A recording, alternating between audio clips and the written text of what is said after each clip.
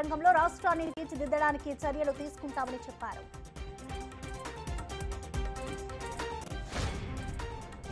AP deputy సీఎంగా పవన్ కళ్యాణ్ రేపు పదవి బాధ్యతలు చేపట్టనున్నారు. వెలగపూడి సచివాలయానికి భారీ ర్యాలీగా వచ్చారు. ఆ తర్వాత చంద్రబాబుతో మర్యాదపూర్వకంగా భేటీ అయ్యారు. ఈ సందర్భంగా ఆయన తనకు 2 ఛాంబర్లు కేటాయించాలని అడిగినట్లు సమాచారం.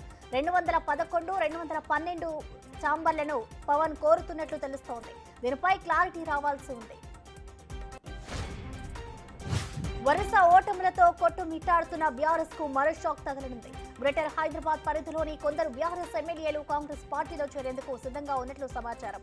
దీనికోసం వారు ముహూర్తం కూడా ఫిక్స్ చేసుకున్నట్లు తెలుస్తోంది. గ్రేటర్ లో బీఆర్ఎస్ ఖాళీ కానుందనే టాక్ బలంగా వినిపిస్తోంది. కేంద్ర రక్షణ శాఖ మంత్రి రాజ్నాథ్ సింగ్ నివాసంలో ఎన్డీఏ కూటమి నేతల కీలక భేటీ జరిగింది.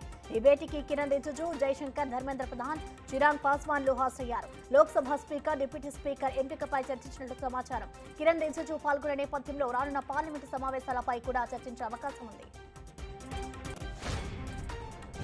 జగన్ పై అనంతపురం జిల్లాలో కంప్లైంట్ నమోదైంది. మాజీ స్పీకర్ కోడెల శివప్రసాద్ ఆత్మహత్యకు జగనే కారణమంటూ టీడీపీ చెందకు నేతలు జిల్లా ఎస్పీకి ఫిర్యాదు చేశారు. కోడెలను 3 నెలల పాటు 19 అక్రమ కేసులు బనాయించి ఆత్మహత్యకు కారణమయ్యారని జగన్, సజ్జల రామకృష్ణారెడ్డి, విజయసాయిరెడ్డిపై ఫిర్యాదు చేశారు. మాజీ మంత్రి హరీష్ రావుపై కాంగ్రెస్ నేతలు ఆగ్రహం వ్యక్తం చేశారు. పోర్లు దండాలు పెట్టిన బీఆర్ఎస్ పగ్గాలు ఆయనకు ఇవ్వరని, ఆ ఫ్రస్ట్రేషన్తోనే ఆయన ప్రభుత్వంపై బురద జల్లుతున్నారని మండిపడ్డారు. హరీష్ రావు త్వరలోనే బీజేపీలోకి వెళ్తారని ప్రభుత్వ విప్ బిల్లా అయ్యలయ్య అన్నారు. రఘునందన్, హరీష్ రావు మధ్య లోపాయికారి ఒప్పందం ఉందని మరోవైపు అడ్లూరి లక్ష్మణ్ ఆరోపించారు. తమను తిరిగి విధుల్లోకి తీసుకోవాలంటూ రాష్ట్ర వ్యాప్తంగా వాలంటీర్లు డిమాండ్ చేస్తున్నారు. గత ప్రభుత్వ హయాంలో రిజైన్ చేసిన తమను తిరిగి తీసుకోవాలంటూ పలు జిల్లాలో వినతి పత్రాలు సమర్పించారు. గత ప్రభుత్వంలో అన్ని పథకాలను ప్రజల్లోకి తీసుకెళ్లింది తామేనని, గ్రామ, వార్డు సచివాలయ ఉద్యోగుల కంటే తామే ఎక్కువ కష్టపడ్డామని చెబుతున్నారు.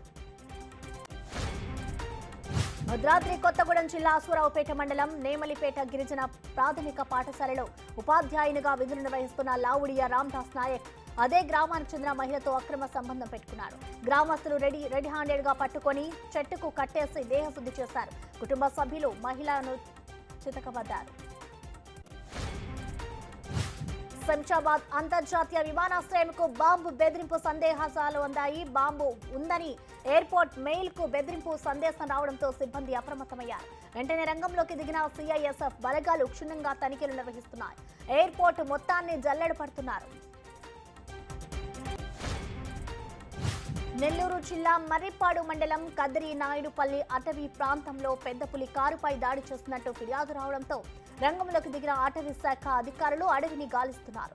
పులి వెళ్లిన దిశగా పాదముద్రలు కారును ఢీకొన్న సమయంలో కారుకున్న వెంట్రుకలను సేకరించిన అధికారులు వాటిని శ్రీశైలం పరిశోధన కేంద్రానికి తరలించారు.